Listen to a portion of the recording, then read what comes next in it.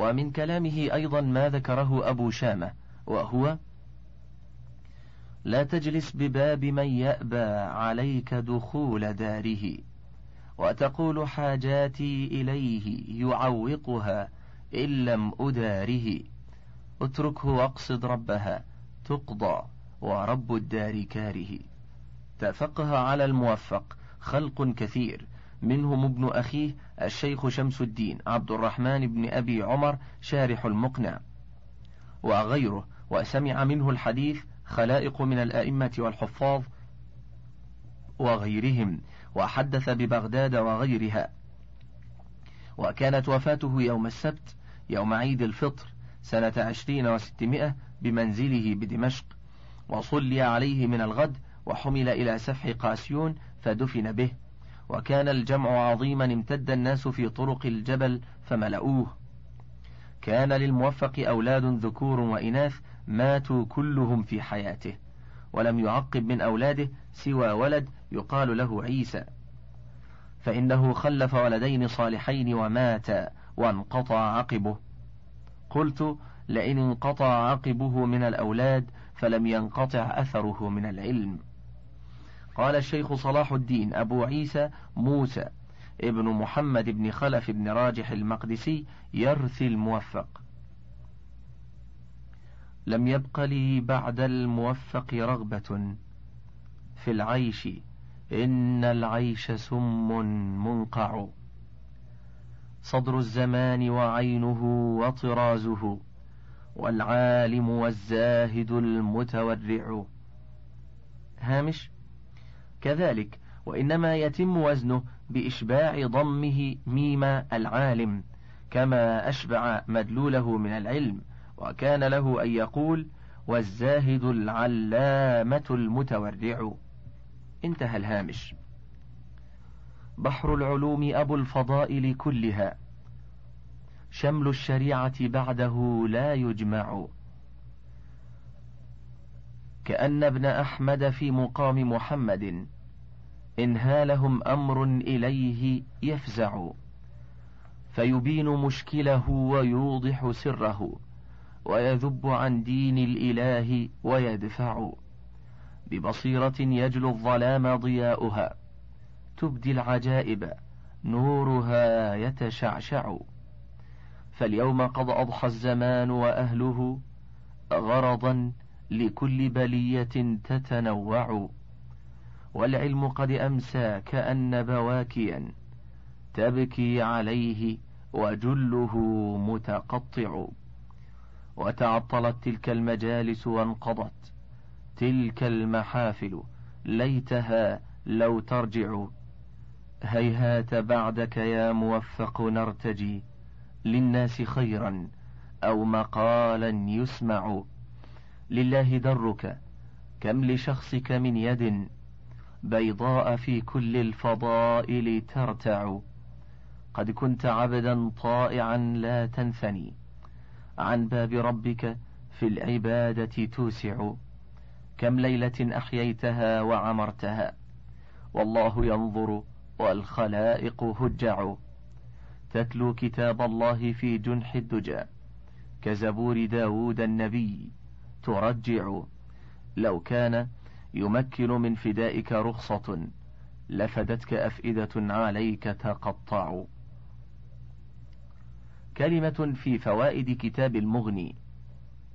يقول محمد رشيد رضا صاحب منار الإسلام: كنت رأيت كلمة سلطان العلماء في عصره الشيخ عز الدين ابن عبد السلام رحمه الله تعالى في تفضيل كتابي المحلى لابن حزم والمغني للشيخ الموفق على غيرهما من كتب الفقه الإسلامي قبل أن أراهما، فدعتني الرغبة في تعرف قيمة هذه الشهادة إلى الاختلاف إلى خزانة الكتب الكبرى المكتبة المصرية مرارا للنظر في الكتابين، وقرأت عدة مسائل من كل منهما رأيتها كافية في معرفة قيمة الشهادة وصحة الحكم، وعلمت أن العلماء الذين قالوا إن ابن عبد السلام وصل إلى رتبة الاجتهاد المطلق لم يقولوا إلا الحق. فأما كتاب المحلى فهو كتاب اجتهاد مطلق، وصاحبه أبو محمد ابن حزم إمام الظاهرية في عصره، هو صاحب القلم السيال واللسان الفصيح والحجة الناهضة والعارضة التي تأبى المعارضة، ولولا سلاطة لسانه في الرد على مخالفيه من أئمة أصحاب الرأي وأهل القياس لاتسع نطاق مذهبه وكثر الانتفاع بالمحلى وغيره من كتبه، فهو يذكر المسألة ويستدل عليها ويرد على المخالفين فيها على قواعد الظاهرية من الأخذ بالنصوص المأثورة أو البراءة الأصلية، ولكنه لا يكتفي بمقارعتهم بالدليل، بل يرميهم بالجهل والتضليل، غير هياب لعلو أقدارهم ولا وجل من كثرة أتباعهم وأنصارهم. وإذا أراد الله تعالى أن يتجدد فقه الإسلام فلا بد أن يعرف المجددون له من قدر كتابه ما عرف العز بن عبد السلام، ولا بد أن يطبعوه في يوم من الأيام. وأما المغني فصاحبه الموفق فقيه حنبلي، وهو مع ذلك محدث أثري، وقد ألف عدة كتب في فقه الحنابلة، وأراد أن يكون كتابه المغني في فقه المسلمين كافة، فهو يذكر أقوال علماء الصحابة والتابعين وعلماء الأمصار المشهورين كالأئمة المتبوعين، ويحكي أدلة كل منهم. وإذا رجح مذهب الحنافلة في كثير من المسائل فهو لا ينتقص غيرهم، ولا يحمله التعصب على كتمان شيء من أدلتهم. وإذا رجح مذهب الحنابلة في كثير من المسائل فهو لا ينتقص غيرهم، ولا يحمله التعصب على كتمان شيء من أدلتهم، ولا على تكلف الطعن فيها كما يفعل أهل الجمود من المقلدين. فالمزية الأولى لكتاب المغني أنه لخص لنا مذاهب فقهاء المسلمين المجتهدين بأدلتها في أمهات الأحكام ومهمات المسائل، فأغنانا عن مراجعة كتب المذاهب الكثيرة فيما نحتاج إلى الوقوف عليه منها، وعن مراجعة كتب السنن والآثار لمعرفة أدلتها ومذاهب الصحابة والتابعين ومسائل الإجماع والخلاف، على أن المصنفات التي تتوسع في رواية هذه الآثار لم تطبع، ونسخها الخطية قليلة الوجود كمصنفات ابن أبي شيبة وعبد الرزاق والأثرم وابن المنذر.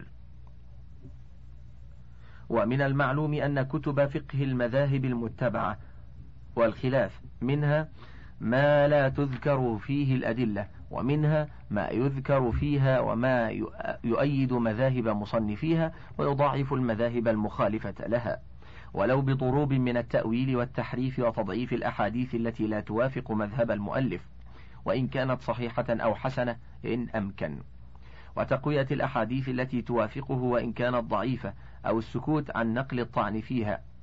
وصاحب المغني لا يتعمد مثل هذا، فهو يرجح ما يعتقد رجحانه من أدلة الحنابلة، ولا يتكلف الطعن في أدلة من خالفهم. ولولا هذا وذاك لما فضله ابن عبد السلام على كتب الشافعية، وكان من أجل علمائهم، وهي التي يشهد لها من لم يعرف من مزايا تحريرها ما يعرفه هو بأنها فاقت سائر المذاهب في دقة التحرير والاستدلال والجزم بالصحيح من الأقوال، وكان يعتمد على مراجعته في الفتوى، إذ صار يفتي بالدليل ويسلك سبل الاجتهاد. عرفت المغني فتمنيت لو يسخر الله تعالى من يطبعه ليتم نفعه الذي هو عندي فوق ما كان عند العز بن عبد السلام. وكان صديقنا حسن باشا عاصم خادم الأمة والملة رحمه الله تعالى يقول: إذا يسر الله لنا طبع كتاب المحكم لابن سيدة فإنني أموت آمنا على اللغة العربية أن تموت، ذلك لما سمعه من إمام اللغة في هذا العصر الشيخ محمد محمود الشنقيطي رحمه الله من الثناء على المحكم وعلى النسخة الصحيحة الموجودة منه في المكتبة المصرية. وكان كلما قال لي هذه الكلمة أقول له: وإذا يسر الله تعالى لكتاب المغني من يطبعه فأنا أموت آمنا على الفقه الإسلامي أن يموت. ثم ما زلت أفكر في السعي لطبعه، إلى أن هداني الله تعالى إلى تبليغ أمنيتي هذه إلى جلالة الملك عبد العزيز بن عبد الرحمن الفيصل إمام نجد وملحقاتها، فبلغت عنه أولا أنه أيد الله تعالى به العلم والدين وأعز بسيفه الإسلام والمسلمين، عازم على طبع هذا الكتاب مع كتب أخرى لإحياء العلم وتوسيع نطاق بلاده. ثم خاطبني هو آخرا في طبعه مع كتاب الشرح الكبير وطبع تفسيري ابن جرير وابن كثير وكتب أخرى من كتب السنة والفقه. وتلا ذلك إرساله المغني والشرح الكبير للمقنع ليطبع مع غيرهما مما عزم على طبعه، وقد شرعنا في طبعهما، والمطبعة غير مستعدة لإنجاز مطبوعات كبيرة كثيرة، فأخذنا في إعدادها لذلك، وسيحصل المراد عن قريب بفضل الله تعالى وقوته. هامش: كانت هذه المقدمة للمغني والشرح الكبير. انتهى الهامش. وقد نجز الجزء الأول من الكتابين، نبين بالإيجاز فوائدهما للأمة الإسلامية، وكونهما في الفقه الإسلامي العام لأفقه الحنابلة وحدهم، فنقول: تحقيق الحق في اختلاف الأمة وسيرة الأئمة. قال الله تعالى: إن هذه أمتكم أمة واحدة وأنا ربكم فاعبدون. وقد شبه النبي صلى الله عليه وسلم المؤمنين بأعضاء الجسد الواحد، ولم يكن شيء أبغض إليه بعد الكفر بالله من الاختلاف والتنازع ولو في الأمور العادية. ولما كان الاختلاف في الفهم والرأي من طباع البشر، ولا يزالون مختلفين إلا من رحم ربك ولذلك خلقهم، خص الاختلاف المذموم في الإسلام بما كان عن تفرق أو سببا للتفرق، وجرى على ذلك السلف الصالح، فحضروا فتح باب الآراء في العقائد وأصول الدين، وحتموا الاعتصام فيها بالمأثور من غير تأويل، وخصوا الاجتهاد بالأحكام العملية ولا سيما المعاملات. وكان بعضهم يعذر كل من خالفه في المسائل الاجتهادية ولا يكلفه موافقته في فهمه. ثم إن كثيرا من كبار العلماء حاولوا أن يجعلوا اختلاف العلماء في مسائل الأحكام رحمة بهذه الأمة وتحقيقا ليسر دينها الذي ثبت بنصوص الكتاب والسنة، ويتقوا ما حذر الله تعالى في كتابه من مضار التفرق والاختلاف الذي أفسد على الأمم السابقة دينها ودنياها. وأنذرنا الله تعالى أن نكون مثلهم بقوله: واعتصموا بحبل الله جميعا ولا تفرقوا، إلى قوله: ولا تكونوا كالذين تفرقوا واختلفوا من بعد ما جاءهم البينات وأولئك لهم عذاب عظيم. وقد وجد في بعض الكتب حديث مرفوع اشتهر على الألسنة، وهو: اختلاف أمتي رحمة. ولما لم يوجد له سند في شيء من كتب السنة، قال بعضهم: لعله خرج في بعض كتب الحفاظ التي لم تصل إلينا احتراما لمن ذكروه في كتبهم بالقبول أو التسليم وحرصا على العمل بمعناه.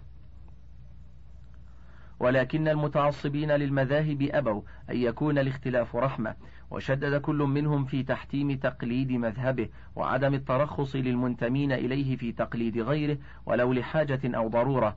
وكان من مناظرتهم في ذلك ومن طعن بعضهم في بعض ما هو معروف في كتب التاريخ والتراجم وغيرها كالإحياء للغزالي. وصار بعض المسلمين إذا وجد في بلد يتعصب أهله لمذهب غير مذهبه كالبعير الأجرب بينهم.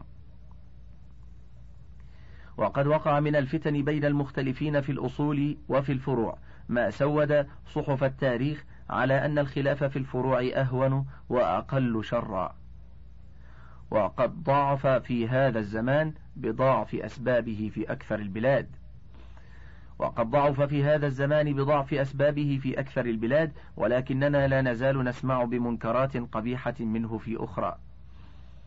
من ذلك أن بعض الحنفية من الأفغانيين سمع رجلا يقرأ الفاتحة وهو بجانبه في الصف، فضربه بمجموع يده على صدره ضربة وقع بها على ظهره فكاد يموت. وبلغني أن بعضهم كسر سبابة مصل لرفعه إياها في التشهد. وقد بلغ من إيذاء بعض المتعصبين لبعض في طرابلس الشام في آخر القرن الماضي أن ذهب بعض شيوخ الشافعية إلى المفتي وهو رئيس العلماء وقال له: قسم المساجد بيننا وبين الحنفية، فإن فلانا من فقهائهم يعدنا كأهل الذمة، بما أذاع في هذه الأيام من خلافهم في تزوج الرجل الحنفي بالمرأة الشافعية. وقول بعضهم لا يصح لأنها تشك في إيمانها، يعني أن الشافعية وغيرهم من الأشعرية يجوزون أن يقول المسلم أنا مؤمن إن شاء الله. وقول آخرين بل يصح نكاحها قياسا على الذمية. فأين هذا التعصب والإيذاء والتفريق بين المسلمين بالآراء الاجتهادية من تساهل السلف الصالح وأخذهم بما أراده الرحمن من اليسر في الشرع وانتفاء الحرج فيه، واتقائهم التفريق بين المسلمين بظنون اجتهادية رجح بها كل ناظر ما رآه أقرب إلى النصوص أو إلى حكمة الشارع، حتى كان أشهر الأئمة لا يستحلون الجزم بالحكم فيها، فيقول أحدهم أكره كذا أو أستقبحه أو أخشى أن يكون كذا أو لا ينبغي أو لا يصلح أو لا يعجبني أو لا أحبه أو لا أستحسنه. ويقول في مقابل ذلك يفعل السائل كذا احتياطا أو أحب كذا أو يعجبني أو أعجب إلي أو هذا أحسن. هكذا كان يقول الإمام أحمد في المسائل الاجتهادية أو فيما لا نص صريحا فيه من الكتاب أو السنة ويؤثر نحوه عن غيره. ولكن مدون المذهب جعلوا هذه التقوى والورع والتشريع قواعد له في أحكام التكليف وطرق الاستنباط والاستدلال، وصارت الحنابلة فرقة ذات مذهب مستقل في الفروع، بل صار المتكلمون يعدونهم فرقة مستقلة في أصول العقائد أيضا. وإنما كان الإمام أحمد رحمه الله تعالى إماما لجميع أهل السنة في الأصول والفروع باستمساكه في أصول الدين والعبادات بنصوص الكتاب والسنة وما صح عن علماء الصحابة من فهم وهدى وعمل مفسر لهما. ولكن أصحابه وتلاميذه حرصوا على ما نقلوا عنه من فهم واستنباط أن يضيع، فدونوه لا ليقلد لذاته بل لأجل فتح أبواب العلم وتسهيله لطالبيه من الأفراد في العبادات ومن الحكام في الأمور القضائية والدولية.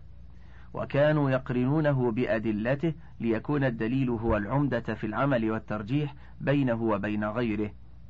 ولم يقصد أحد منهم أن يكون شارعا أو كالشارع في كونه يتبع لذاته، فضلا عن التزام طائفة من الأمة للتعصب له بمثل ما وقع، ولا أن تفترق الطوائف المقلدة لكل منهم وتتعادى فتكون كمتبع الشرائع المتعددة المختلفة. هذه معاص مجمع على تحريمها.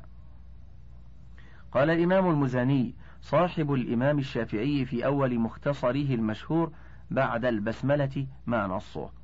قال أبو إبراهيم ابن يحيى المزني رحمه الله: اختصرت هذا الكتاب من علم محمد ابن إدريس الشافعي رحمه الله، ومن معنى قوله لأقربه على من أراده مع إعلامه نهيه عن تقليده وتقليد غيره لينظر فيه لدينه ويحتاط لنفسه وبالله التوفيق. انتهى.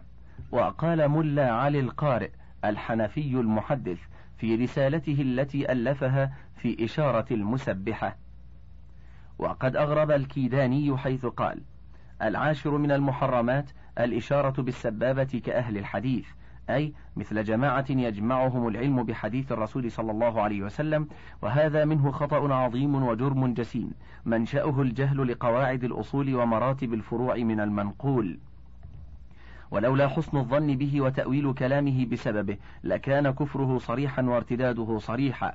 فهل لمؤمن أن يحرم ما ثبت فعله عنه صلى الله عليه وسلم مما كاد نقله أن يكون متواترا، ويمنع جواز ما عليه عامة العلماء كابرا عن كابر مكابرا؟ والحال أن الإمام الأعظم والهمام الأقدم قال: لا يحل لأحد أن يأخذ بقولنا ما لم يعلم ما أخذه من الكتاب والسنة وإجماع الأمة والقياس الجلي في المسألة إلى آخره. ما قاله ليثبت به أن قاعدة أبي حنيفة رحمه الله في الاتباع تقتضي رفع المسبحة في التشهد لثبوت الحديث به. ولكن المتعصبين الذين يقطع بعضهم إصبع من رفع سبابته عقابا له على عدم تقليده لمن حرمه من أهل مذهبهم لا يعلمون أنهم هم الذين يرتكبون المحرم بالإجماع عقابا على الواجب أو المندوب بالإجماع، أو بما صح من سنة النبي صلى الله عليه وسلم لا على مخالفة سنته صلى الله عليه وسلم، كما سمعته بأذني من بعض طلاب العلم الأفغانيين في مسجد لاهور الجامع في الهند. وقد سألتهم عن صحة ما نقل عن بعض أهل بلادهم في ذلك فقالوا نعم، وعللوه بأنه عقاب على مخالفة الرسول صلى الله عليه وسلم وترك سنته، أي وعلى عداوة شرع الله تعالى واستحلال ما حرمه، إذ قال بعض فقهائهم بتحريم رفع الإصبع في التشهد، والتحريم في عرف أهل الأصول خطاب الله المقتضي للترك اقتضاء جازما. وأين هذا الخطاب الإلهي القطعي؟ هل هو قول مثل الكيداني المصرح بمخالفة أهل الحديث؟ أدلة أحكام الشرع العملية، الصفحة 21. إن الأحكام العملية التي هي موضوع الفقه منها ما ثبت بالدليل القطعي المجمع عليه كأركان الإسلام، وتحريم الفواحش ما ظهر منها وما بطن، وهو ما يكون باتباعه المؤمن به مسلما، وبجحده أو استحلال مخالفته كافرا، وبمخالفته فاسقا على التفصيل المعروف. ومنها ما هو محل النظر والاجتهاد، وهو الذي وقع فيه الخلاف بين علماء الأمة للاختلاف في رواية النصوص أو في دلالتها، أو لعدم العلم بالنص والرجوع في الاستنباط إلى القواعد العامة أو القياس المختلف في حجيته. هامش: أنكرت الظاهرية من أهل السنة وبعض المعتزلة حجية القياس مطلقة، ومنعه بعض الأصوليين في أسباب الأحكام وفي الحدود والكفارات، وبعضهم في العبادات، لأنها هي المرادة بإكمال الله الدين، وخصها بعضهم بالأمور التعبدية ككل ما لا يستقل العقل به من الأحكام. ومذهب مالك الأخذ في العبادات بظواهر نصوص الكتاب والسنة، واعتبار المصالح والتوسع في الاجتهاد في الأحكام الدنيوية. انتهى الهامش. وكانوا متفقين على أن من خالف مضمون نص لم يبلغ أو معنى نص غير قطعي الدلالة لأنه لم يظهر له أو بذل جهده في استبانة مراد الشارع في مسألة فترجح عنده فيها شيء فعمل به مخطئا فهو معذور. فهل يكون بمخالفته لاجتهاد غيره مأزورا غير معذور؟ إن النبي صلى الله عليه وسلم لم يجعل قوله تعالى في الخمر والميسر وإثمهما أكبر من نفعهما نص في تحريمهما على جميع الأمة، وإنما حرمهما به على نفسه من فهم منه الدلالة على التحريم فترك شرب الخمر والمقامرة، وهو ما يقطع بمثله الفقهاء كافة، حتى إذا ما نزل فيهما وفي الأنصاب والأزلام إن ذلك كله رجس من عمل الشيطان. والأمر القطعي بالتحريم وهو قوله تعالى فاجتنبوه إلى قوله تعالى فهل أنتم منتهون أجمعوا على تركه، وجعله النبي صلى الله عليه وسلم تشريعا عاما يخاطب به كل مؤمن. وأهرق جميع الصحابة الذين كانوا يشربون الخمر ما كان عندهم منها، فأخذ علماء السلف من هذا أن التشريع العام ما كان بهذه الدرجة من الصحة والصراحة القطعية في النصوص، وأن ما دونه مما فيه مجال للاجتهاد في الرواية أو الدلالة محل سعة لا يكلف كل مؤمن الأخذ بها، وإنما يكلفه من ثبت عنده أو وثق بعلم مفتيه به ودينه فقلده فيه، ولم يكونوا يبيحون أن يكون مما يجبر عليه أحد أو تفرق كلمة المسلمين فيه، وقد كان النبي صلى الله عليه وسلم يقر كلا من المختلفين في الفهم على اجتهاده فيما هو محل الاجتهاد، كمسألة نهيه عن صلاة العصر إلا في قريظة، أقر من أخذ منهم بمنطوق النهي فلم يصلها إلا في قريظة، ومن صلى أولا ثم أدرك معه قريظة، لأنهم فهموا أن المراد من النهي عدم التخلف عن الخروج وإدراك قريظة في الوقت المراد. وبناء على هذا لم يرضى الإمام مالك رحمه الله تعالى أن يحمل المنصور العباسي جميع المسلمين على العمل بموطئه على ما كان من تحريه في روايته ومن مواطأة علماء دار الهجرة له عليه. وبناء عليه كان الإمام المجتهد منهم ينهى من يستفتونه أن يتخذوا فتواه دينا يتقلدونه أو أن يجعلوه سببا للتفرق، وبناء عليه كان أحدهم يأخذ باجتهاد غيره ترخصا أو موافقة لجماعة المسلمين. روي عن الإمام أحمد أنه كان يرى الوضوء من الحجامة والفصد، فسئل عمن رأى الإمام احتجم وقام إلى الصلاة ولم يتوضأ أيصلي خلفه؟ فقال: كيف لا أصلي خلف مالك وسعيد بن المسيب. وفي رواية أنه قال للسائل: أأنهاك أن تصلي مع فلان وفلان؟ وكان أبو حنيفة وأصحابه يرون الوضوء من خروج الدم، ولكن أبا يوسف رأى هارون الرشيد احتجم وصلى ولم يتوضأ، وكان مالك أفتاه بأنه لا وضوء عليه إذا هو احتجم، فصلى أبو يوسف خلفه ولم يعد الصلاة، واغتسل أبو يوسف في الحمام وصلى الجمعة، ثم أخبر بعد الصلاة أنه كان في بئر الحمام فأرة ميتة فلم يعد الصلاة، وقال: نأخذ بقول إخواننا من أهل الحجاز: إذا بلغ الماء قلتين لم يحمل الخبث.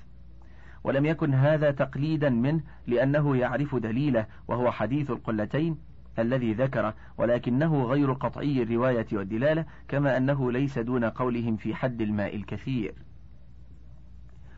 ونقل أن الشافعي رحمه الله ترك القنوت في الصبح لما صلى مع جماعة الحنفية في مسجد إمامهم، لعله في المكان المعروف اليوم بالأعظمية من ضواحي بغداد، فقال الحنفية إنه فعل ذلك أدبا مع الإمام، وقال الشافعية بل تغير اجتهاده في ذلك الوقت. والظاهر مما تقدم أنه لم يرد أن يخالف جماعة من المسلمين مخالفة عملية في مسألة اجتهادية غير قطعية، فإن اختلاف الظواهر من أسباب اختلاف البواطن، كما يؤخذ من حديث: عباد الله لتسون صفوفكم أو ليخالفن الله بين وجوهكم. رواه الجماعة من حديث النعمان بن بشير مرفوعا، ولكن سقط من رواية البخاري كلمة عباد الله. قال النووي في شرح مسلم بعد ذكر جمل الوجوه على حقيقتها: والأظهر والله أعلم أن معناه يوقع بينكم العداوة والبغضاء واختلاف القلوب، كما تقول تغير وجه فلان أي ظهر لي من وجهه كراهة، لأن مخالفتهم في الصفوف مخالفة في ظواهرهم، واختلاف الظواهر سبب لاختلاف البواطن. انتهى. ويؤيده رواية أبي داود له بلفظ: أو ليخالفن الله بين قلوبكم. ويؤيد المعنى من المعقول والتجارب ما ثبت من أن الاتفاق في العادات واللباس من أسباب التآلف والاختلاف فيها من أسباب التناكر والتنافر، فكيف إذا كان الخلاف في الدين؟ وكان كل فريق يعتقد أن الآخر مخالف بمخالفته لله ولرسوله، بدعواه أن ما عليه أهل مذهبه هو الحق، وما خالفهم فيه غيرهم باطل. ولكن المتعصبين للمذاهب لا يفقهون ما يفقهه مثل الشافعي من حكم الدين ومقاصده، فهم يتحرون مسائل الخلاف ويلتزمونها، من حيث يترك بعضهم العمل بكثير من مسائل الاتفاق وإن كانت مجمعا عليها، ولهم أشد استمساكا بخلاف الذين يعيشون معهم منهم بخلاف البعداء عنهم، فهم يقيمون في المسجد الواحد جماعتين أو أكثر في وقت واحد، ويرسل بعضهم يديه ويقبضها بعض في الصف الواحد، وبذلك جعلوا اختلاف الاجتهاد بين العلماء نقمة، على حين كانت تعد عند أولئك العلماء نعمة، وإنما سبب ذلك اتباع الأهواء وتنازع الزعماء الذين ورد في وصفهم الأثر بأنهم أشد تغيرا من التيوس في زروبها. وما أغرى فقهاء المذاهب المتبعة بالتعصب الذي أطال أبو حامد الغزالي نعيه عليهم في إحيائه إلا حب الرياسة، كما قال: بل ما أغراهم بالاشتغال بها دون غيرها إلا ما بينه المقريزي المؤرخ الحكيم من وقف الأوقاف عليها والتزام بعض الملوك والأمراء لتقليد بعضها والحكم به. ولولا ذلك لفعلوا بأقوال أئمة هذه المذاهب ما فعلوه بأقوال غيرهم من علماء الصحابة والتابعين من المزج وعدم الإفراد بالتأليف والتدريس.